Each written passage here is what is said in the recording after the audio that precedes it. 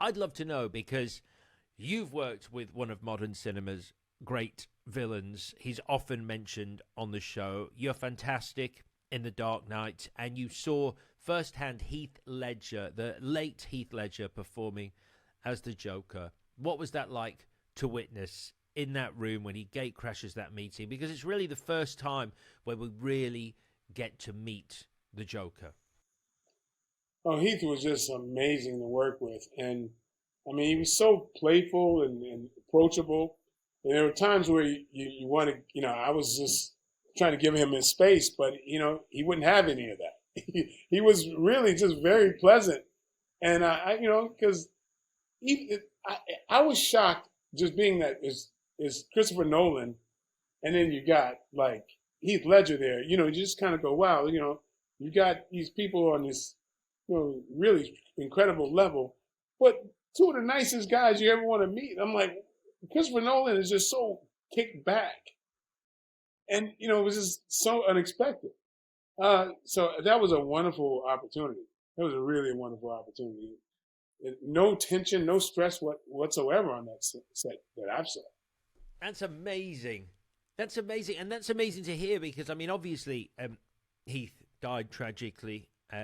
He passed before The Dark Knight came out. And it's almost become mythologized, this idea that he never broke character, that he was the Joker and this role overcame him. And you're saying that that wasn't the case when you were on set with him.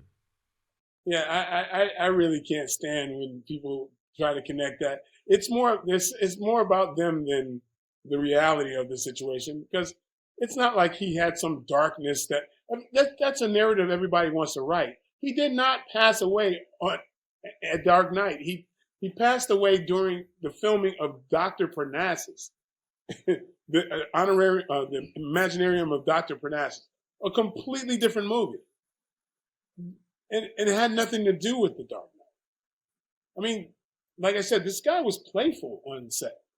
He was doing magic tricks. We would trade magic tricks. So we like to do sleight of hand stuff and everything.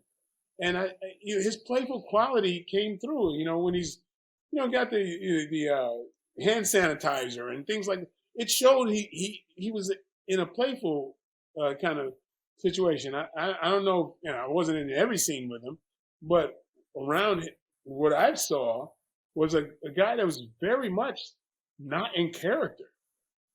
So I don't like to buy into that dark thing, because it's the timing is off, tremendously off.